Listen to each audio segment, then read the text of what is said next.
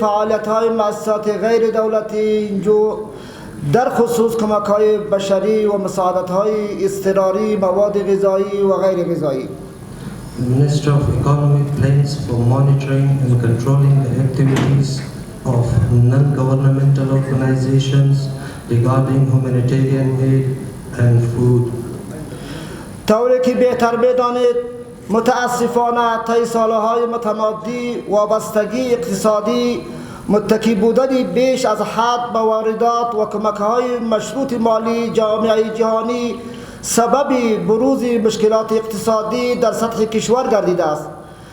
قبل از تحول 24 اسد نیز افغانستان وضعیت خوبی نداشت. چالش‌های همچنین ناامنی، کاهش عواید ملی، بی‌ثباتی سیاسی، فساد گسترده در دستگاه‌های دولتی و کاهش کمک از جانب کشورهای تمویل کننده منجر به افزایش میزان فقر حدود تقریباً 70 الی 90% گزارش گردیده بود. Over the years of economic dependence, our reliance on imposed and conditional financial assistance from the international community has led to economic problems across the country. During the August uprising, Afghanistan was not in a good position. Challenges such as security, declining national revenues, political instabilities, widespread corruption in government and declining aid from donor countries led to an increase in poverty about 7 to 90%. بعد از تحول سیاسی و حاکمیت امارت اسلامی افغانستان خلاف توقع تغییر در سیاست کشورهای کمک کننده سبب قطع کمک‌های مالی، منجمد شدن دارایی‌های افغانستان، محدود شدن دسترسی به بانک‌ها و سکتگی و در فعالیت‌های تجارتی و گمرکات باعث عمیق‌تر شدن بحران اقتصادی در کشور گردید. As a result of rising poverty and unemployment, consumer prices rose to 50%, putting 1/3 of Afghanistan's population at the risk of acute hunger and more than 1 million children at risk of malnutrition. در نتیجه افزایش میزان فقر و بیکاری بالا رفت و قیمت کالاهای مصرفی تا 50% افزایش را نشان می‌دهد. As a result of rising poverty and unemployment, consumer prices rose to 50%. این وضعیت سبب گردید تا 1/3 جمعیت افغانستان را گرسنگی حاد تهدید نموده و بیشتر از 1 میلیون طفل با خطر سوء تغذیه مواجه گردند. Putting 1/3 of Afghanistan's population at the risk of acute hunger and more than 1 million children at risk of malnutrition. با روی کار آمدن امارت اسلامی در کشور بنابر ملاحظات سیاسی، سازمان ملل متحد و یک تعداد از تمویل کنندگان خارجی در حال حاضر پروژه های مساعدت های بشری را به صورت مستقیم از طریق مؤسسات غیر دولتی تطبیق می نمایند. After the political transformation and the rule of an Islamic Emirate of Afghanistan, contrary to the expected challenges in the policy of donor countries, financial aid was cut. وزارت اقتصاد و در کل رهبری امارت اسلامی افغانستان کمک‌های بشردوستانه جامعه جهانی، سازمان ملل متحد و نهادهای بین المللی را قدردانی و استقبال نموده. با منظور تامین شفافیت و عدالت، تنظیم و انسجام کمک‌های بشردوستانه و توزیع عادلانه کمک‌های بشردوستانه به مستحقین، این وزارت طرح را با در نظر داشت بند 2 ماده 44 قانون مؤسسات غیر دولتی و در هماهنگی با ادارات زیرت ترتیب نموده که مورد تصویب جلسه شماره 14 مؤرخ 22/14 کامله امارت اسلامی قرار گرفته. The United Nations and a number of foreign donors are currently implementing humanitarian aid projects directly through non-governmental organizations The Ministry of Economy and the leadership of the Emirates, Islamic Emirates of Afghanistan in general have appreciated and welcomed the humanitarian assistance of the international community, the United Nations and the international organizations in order to ensure transparency and just regulation and condition of humanitarian aid and fair distribution of humanitarian aid to the beneficiaries. The Ministry of Economy has prepared a plan in accordance with the paragraph 2 of Article 44 of the Law of Non-Governmental Organization and in coordination with the relevant departments. طرز العمل هماهنگی مساعدت‌های بشری توسط کمیته تکنیکی تنظیم گردیده.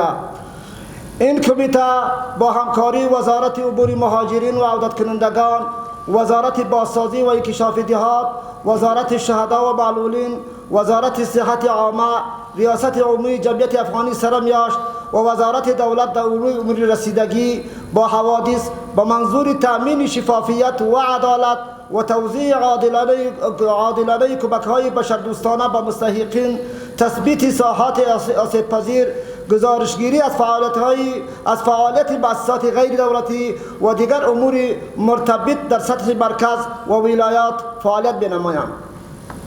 The humanitarian aid coordination procedure was developed by the Joint Committee in collaboration with the Ministry of Refugee and Repatriations and Ministry of Rural Exhibitions and Development, the Ministry of Mothers and Disabled, the Ministry of Public Health, the Afghan General Directorate and the Ministry of Government in order to ensure transparency and justice and fair distribution of humanitarian aid to the deserving, identification of vulnerable areas, reporting on the activities of non-governmental organizations and other related matters at the central level and the provinces are active. تطبیق این طرح پروسه های عملیاتی مساعدت های بشری را تسریع بخشیده و مکانیزم مؤثری را در تطبیق قراردادها و تفاهمنامه ها برای ادارات دولتی و مؤسسات همکار به بیان می آورد. The implementation of this plan will accelerate the operational process of humanitarian aid and provide an effective mechanism in the implementation of contracts and memoranda of understanding of government departments and institutions. اهداف و مقاصد اساسی طرح فوق قرار ذیل می باشد. The main goals and objects of the above plans are as follows. 1. حصول اطمینان از ایفای مسئولیت‌ها و تعهدات مؤسسات غیر دولتی در عرصه توزیع کمک‌های بشردوستانه با در نظر داشت نتایج متوقع آن. To ensure the fulfillment of the responsibilities and obligations of non-governmental organizations in the field of distribution of humanitarian aid, taking into account its expected results. 2. ایجاد مکانیزم مؤثر نظارت و کنترل از فعالیت‌های مؤسسات غیر دولتی. Creating an effective mechanism for monitoring and controlling the activities of non-governmental organizations. تأمین شفافیت و جلوگیری از حیف و میل کمک‌های بشردوستانه سازمان ملل و نهادهای بین المللی. Ensuring transparency and preventing the loss and desire of humanitarian aid of the United Nations and the international organizations. 4. اطمینان از توزیع عادلانه مساعدت‌های بشری برای مستحقین با در نظر داشت رعایت انکشاف متوازن در ساحات آسیب پذیر. Ensuring the equitable distribution of humanitarian aid to the beneficiaries with a view of maintaining balanced development in vulnerable areas. 5. معیاری سازی نحوه تنظیم قراردادها و تفاهمنامه‌های ادارات زیربط حکومتی با مؤسسات غیر دولتی اینجو به منظور سروی و تشخیص افراد مستحق اولویت بندی ساحات آسیب پذیر. to standardize the manner of drafting contracts and memoranda of understanding between relevant government departments and non-governmental organizations in order to survey and identify eligible individuals to prioritize indicators of urgent and emergency projects. 6. تعیین شاخصهای پروژه‌های عاجل و اضطراری و جلوگیری از توزیع تکراری مساعدت‌های بشری در ساحات. Preventing the arbitrary implementation of national and international non-governmental organizations, identify the role of supervisory departments and authorities in the activities of non-governmental organizations. 7. جلوگیری از اجراءات خودسرانه مؤسسات غیر دولتی ملی و بین المللی. Finally, we once again welcome organizations and distributions of humanitarian aid and classifications of vulnerable areas. 8. مشخص نمودن رول ادارات و مراجع نظارت کننده از فعالیت‌های مؤسسات غیر دولتی در بخش توزیع مساعدت‌های بشردوستانه. Identify the role of supervisory departments and authorities in the activities of non-governmental organizations in distribution of humanitarian aid classifications of vulnerable areas. در اخیر یک بار دیگر از مساعدت‌های بشری سازمان ملل متحد و جامعه جهانی استقبال نموده و تداوم پروژه‌های کمک‌های بشردوستانه‌شان را قدردانی می‌نماییم. Finally, we once again welcome the humanitarian assistance of the United Nations and the international community and appreciate the contribution of their humanitarian assistance projects.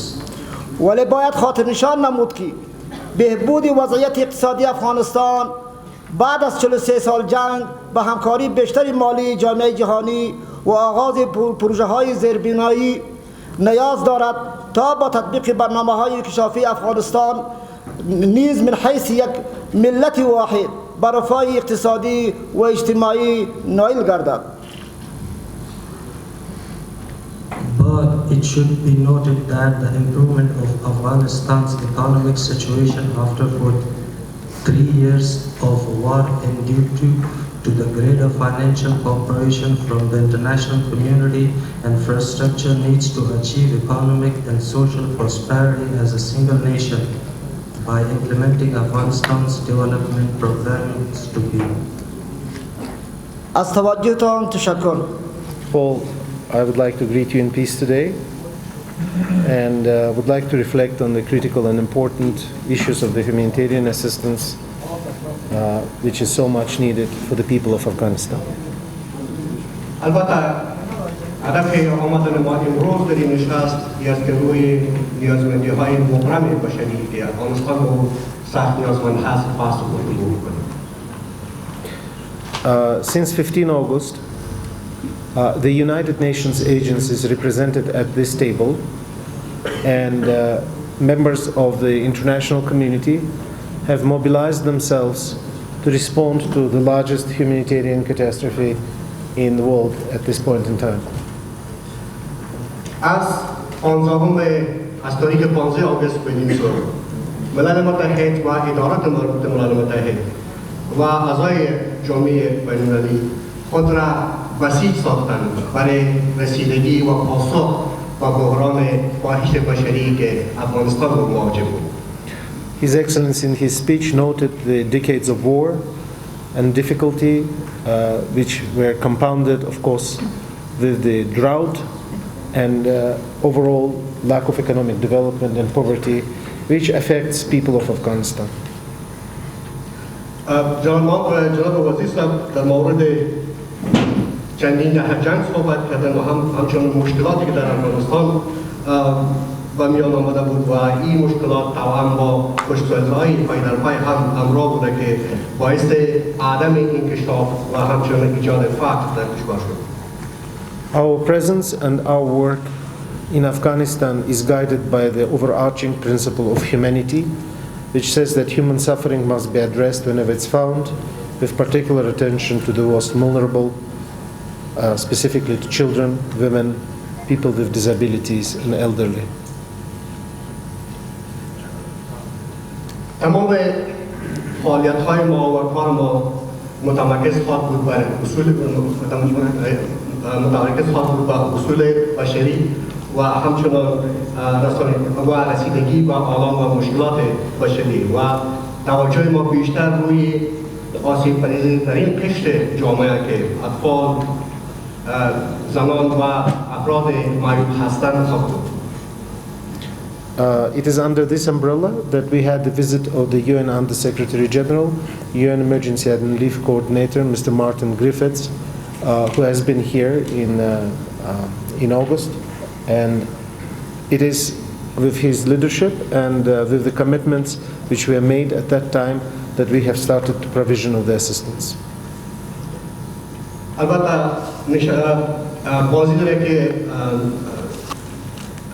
رئیس کمک‌های بشری آقای مننه آقای مارتین گریفیت در ماه آگوست از افغانستان انجام داد و با اساس از او ما همه متحد کردیم تا کمک‌های خود با اساس هدایتی که از اونجا دادند انجام بدیم.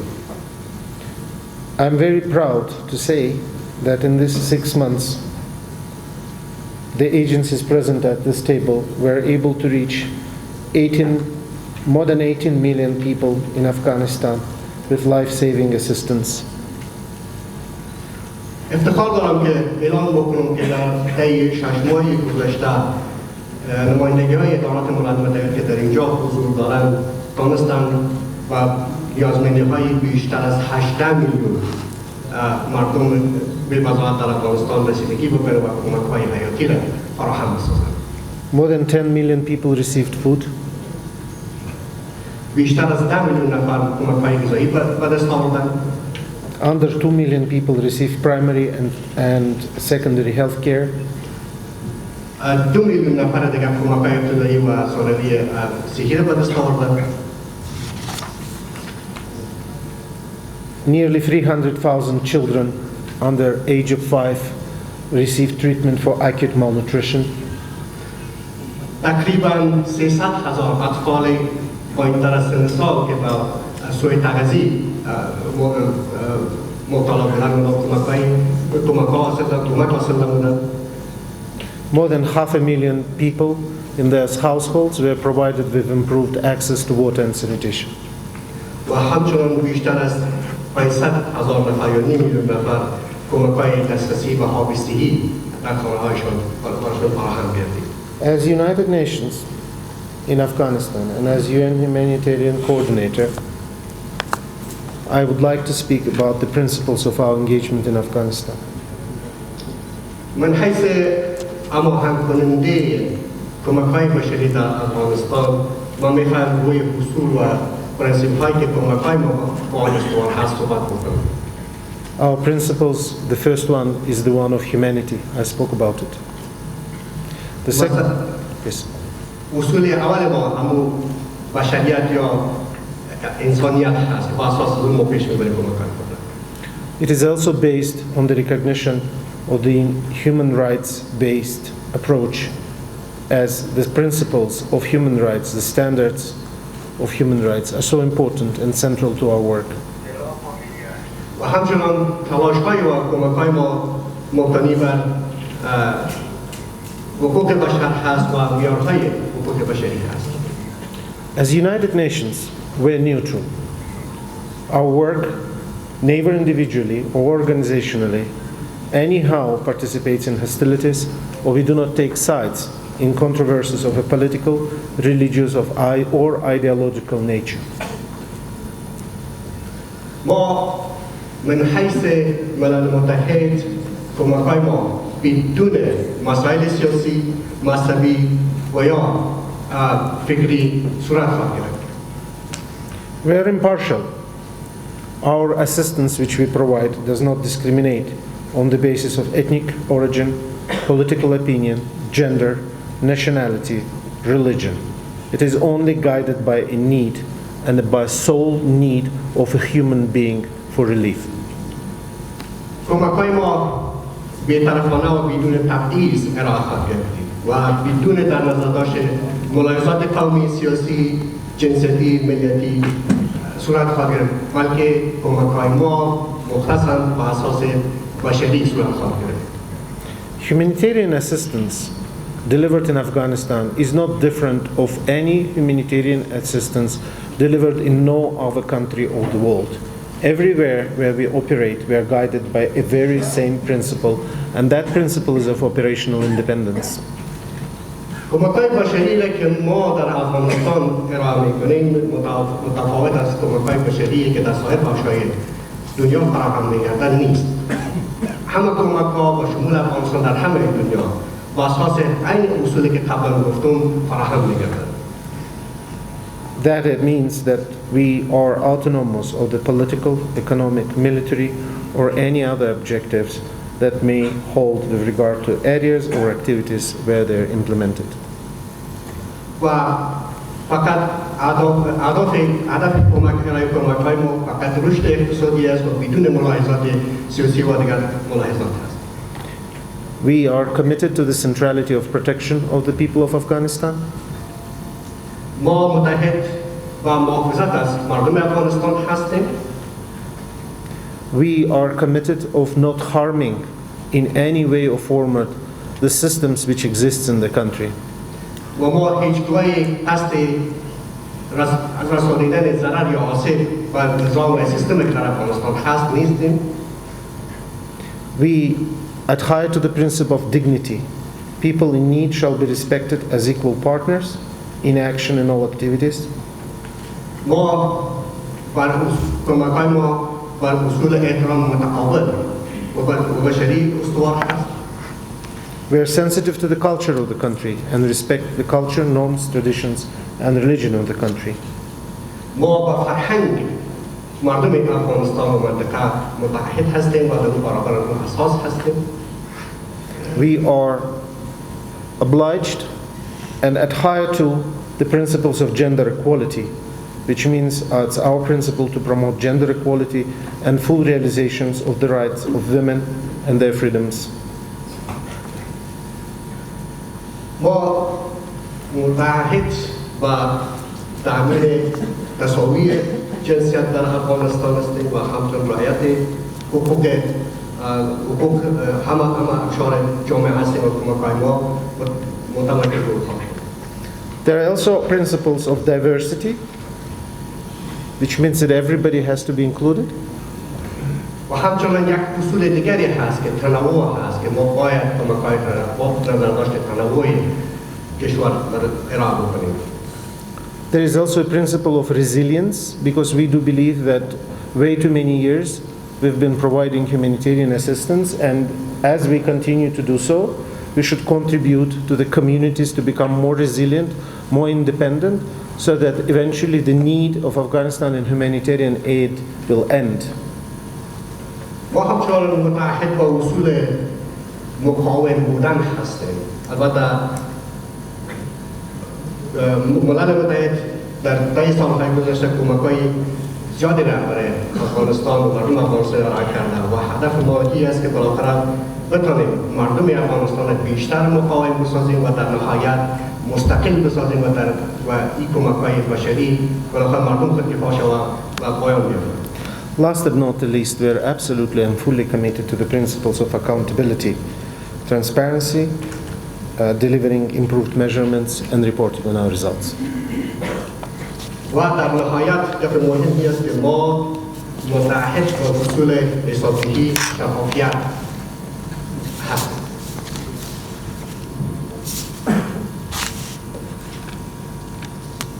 At this point, I would like to say that present at this table today are mostly UN agencies.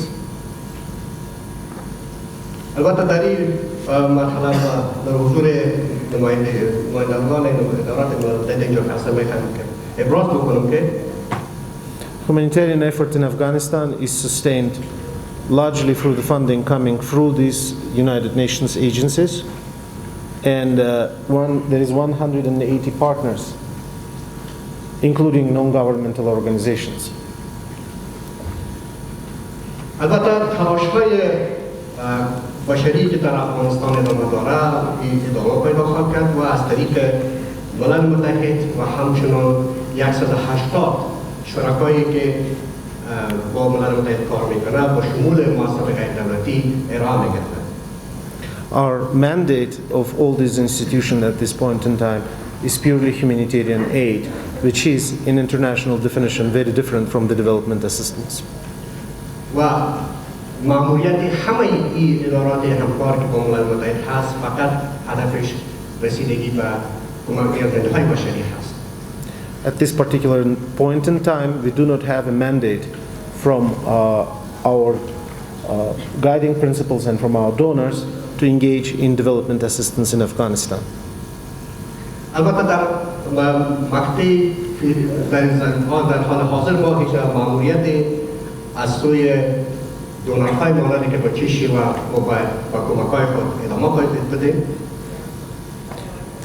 Having said so, we nevertheless recognize that within the context of the humanitarian assistance, we are committed to support creation of jobs at the community level. اما با وجود هم ما متعهد به ارائه کمک‌های بشری هستیم و همچون ایجاد شغل assisting rural communities of Afghanistan and those remote areas with agricultural development. کمک رساندن کمک به روستاها و دهات افغانستان و همچنین انکشاف در اونجا which I refer more specifically as basic livelihoods assistance to those communities so that they can have water and they can plow their land and grow their products. هدف ما از این کمک‌ها برای انکشاف دهات این است که ما بتانیم زمینه معیشت بدیل پیدا ارائه بکنیم برای و همچنین بتانیم یک آب و دیگر وسایلی را که بتانند در رشد زراعت به اونها کمک بکنند این را فراهم بکنند. But regrettably, that's the limit of our involvement in the development sector, where we can basically only support community-based livelihoods.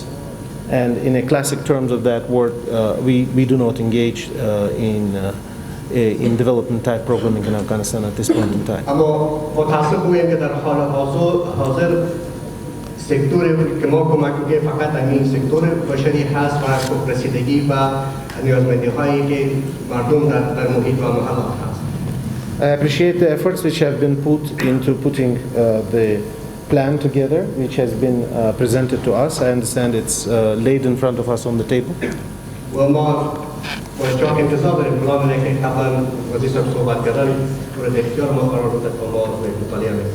It's the first time I have seen the plan. We will examine the plan, provide our comments and suggestions. We take note that also a lot of discussion taking place today is about the NGOs. It's important that in any dialogue which involves NGOs, the NGOs are part of it. Most of the people present at this table today are actually UN agencies. و ما این پلان مورد بررسی قرار میدیم، نظریاتی که داریم با اون شریک میسازیم و همچنین موضوعی که در ارتباط با مؤسسات غیر دولتی گفته شده و کوشش میکنیم در گفتگوهای بعدی اونا موضوع باشه. که فعلا ما تنها نمایندگی‌های ادارات متحده داریم و ما کوشش میکنیم در نشست‌های بعدی نماینده از اونا رو داشته باشیم. We appreciate the efforts put into the document, so we will examine it and will provide our comments in writing. و خیلی قدردانی میکنیم از تهیه پلان و برای که ما این پلان رو مرور کردیم و نظریات با شما شریک هستیم. I would like to add that all of us present here are very much committed to assisting the people of Afghanistan with their basic human needs and to make sure that the humanitarian aid flows to the people in an uninterrupted way. همه ما اینجا حضور داریم متعهد بر رساندن کمک‌ها با مردم افغانستان هستیم و رسیدگی به نیازمندی‌های بشری مردم افغانستان هستیم و ما امیدوار هستیم که این کمک‌ها بدون ممانعت و وقفه ادامه پیدا بکنه. A staggering 24.4 million people are in need of urgent humanitarian assistance in 2022. جناب بابان اما طوری که همه ما شما می‌دانیم تقریباً حدود 24.4 میلیون نفر نیازمند کمک‌های بشری در سال 2022 Of these, humanitarian actors have ambitiously planned to reach 22.1 million women, children, and men with multi-sectorial assistance requiring 4.4 billion US dollars.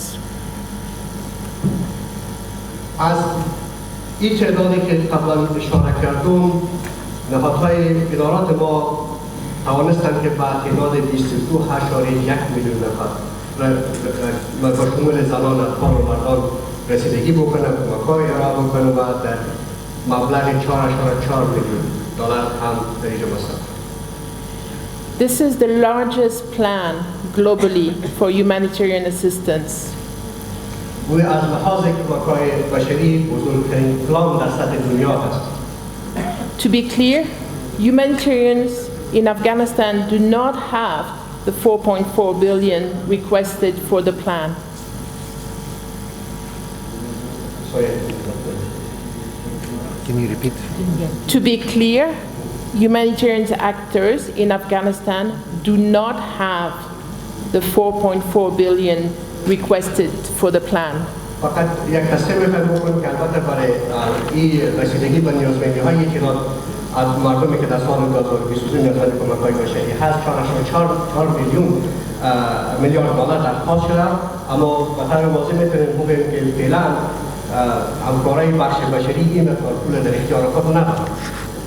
We are actively fundraising, and donor funding to our massive appeal is contingent to our ability to operate in an independent, impartial, and neutral manner. و ما پیوسته با مراجع تمویل کننده خود اطمینان بدیم که ما کمک‌های ما به شکل بی‌طرف صورت بی‌طرف هماهنگ صورت خواهد. It is essential as it is in line with our global standards and the humanitarian principles. و البته این تعهد ما مطابق قانون معیارها و اصولهای بین‌المللی ما هست. The 2022 humanitarian plan is incredibly ambitious and covers the proposed activity by both the UN agencies and all our humanitarian partner NGOs, national and international, and this is absolutely essential to be able to deliver the necessary aid to the people of Afghanistan. پلان بشری یا کمک‌های بشری 2022 یک پلان بسیار بزرگی هست که این پیشنهاد شده مشترک از سوی تمام همکارای ما با شمول ملل متحد و همچنان شرکای ما با شمول مؤسسات دولتی و غیر دولتی. In 2021, humanitarian partners, all the 180 partners, have scaled up their response to meet the people's deepening needs. در سال 2021 همه شرکای بین‌المللی که 180 اداره بودند اینا همون پاسخ رسیدگی و نیازمندی‌های بشری را تقویت بخشیدند. As we've heard from the humanitarian coordinator, they have done this despite the challenges brought by the pandemic, the conflict, and all the other challenges linked to accessing finances. اما طوری که ما از امان کننده کمک‌های بشری شنیدیم این مشکلات بیشتر تجدید پیدا کرد با شیوع بیماری کرونا و همچنان درگیری‌ها و همچنان عدم دسترسی به پول فیزیکی. Humanitarians have utilized a rigorous needs analysis and common planning approach to deliver assistance across all 34 provinces. کارکنای بخش بشری سعی کردن تا ارزیابی از این نوعی کمک‌ها داشته باشند و بتوانند و تمامی 34 ولایت افغانستان رسیدگی بکنند. People are targeted for assistance based on predefined vulnerability criteria in line with the global standards. مردمایی که این کمک‌ها را به دست آوردن تحت 3 معیار آسیب پذیری که مطابق با معیارهای جهانی هست اونا کاتگوری بندی یا دسته‌بندی شدن. All humanitarian needs analysis, methodology, targeting criteria, planning tools are publicly available to ensure full transparency with the aid community, the authorities, and the public alike. تمام کمک‌های بشری که در نظر گرفته شده و یا تحلیل شده که باید صورت بگیره با مردم و پلان‌گذاری‌هایی که صورت گرفته در این همه برنامه‌ریزی‌ها موضوع شفافیت بیشتر مد نظر گرفته شده و اینکه بتوانند در یک شفافیت کامل با مقامات و همچنین با مردمی که این کمک‌ها را به دست میارند این کمک‌های باشند. As it was discussed with the Ministry of Economy in the past weeks and months, this includes planned assistance both urban and rural, including remote and underserved location. اما طوری که در هفته‌ها و ماه‌های قبلی با وزارت محترم اقتصاد تماس گرفتیم، هدف رساندن کمک‌ها بیشتر به ساحات شهری و همچنین روستاها و ساحاتی که دوردست هستند صورت می‌گیرد. All humanitarian response is guided by the core humanitarian principle and the joint operating principle, which highlight what humanitarians can and cannot do. تمام این عملیات رسیدگی به نیازمندهای بشری مطابق با اصول بشری و همچنین اصول فعالیت مشترک بنا گذاشته شده. Specifically in relation to choosing beneficiary based on independently assessed needs. و طور مشخص کسانی که زینف هستند ولی کمک مستفید خواهد شد باید کسانی باشد که به طور مستقلانه و بی‌طرفانه اونا تثبیت شده باشد و این کمک ها را دریافت کنند. Designing adapted assistance packages. دیزاین و سازگاری بسته‌های کمکی مطابق به نیاز. Sharing non-identifying beneficiary data. و همچنان عدم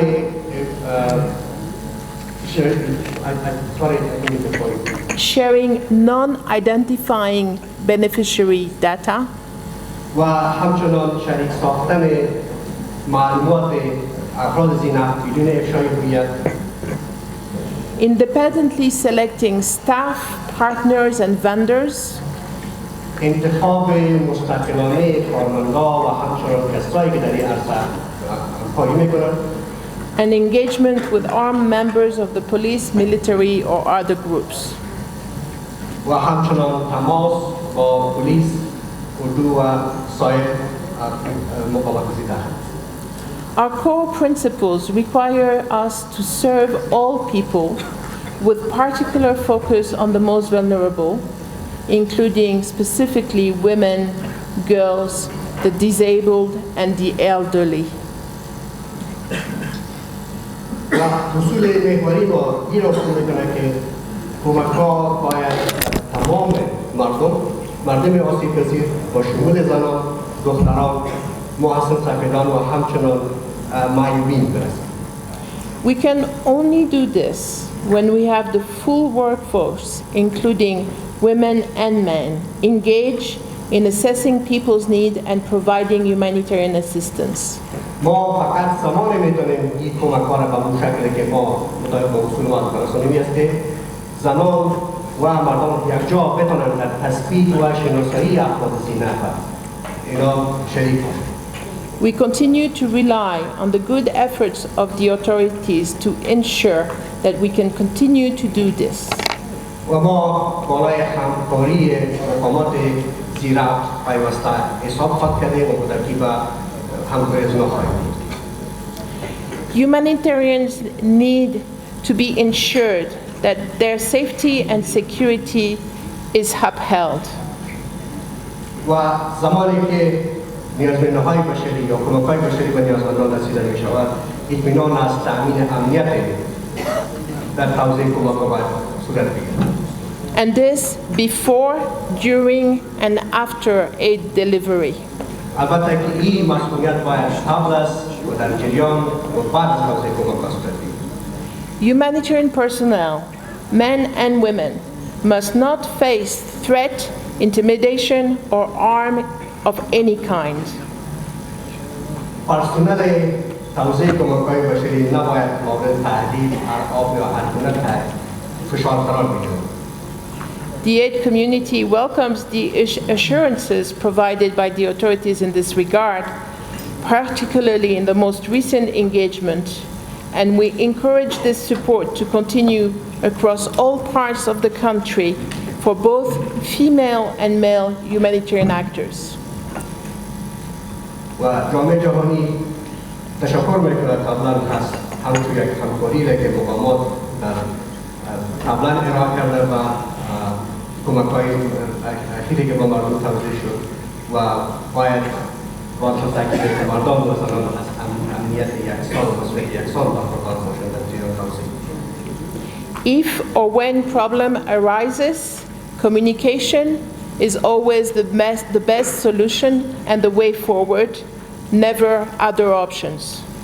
زمانی که مشکل ایجاد میشه باید تماس‌های ایجاد شود و اثر تماس و گفتگوهای مشکلات حل شود که بنا راه حل و رسیدگی به مشکلات همین تفاهم هست.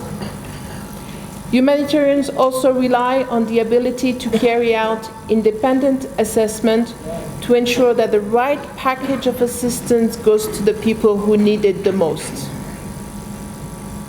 کارمندای بخش بشری سعی میکنند تا یک ارزیابی از نیازمندی‌ها را به طور مستقلانه انجام بدن و مطمئن سازند که کمک‌ها و مردم زینف و مردم مستضعف میرسند.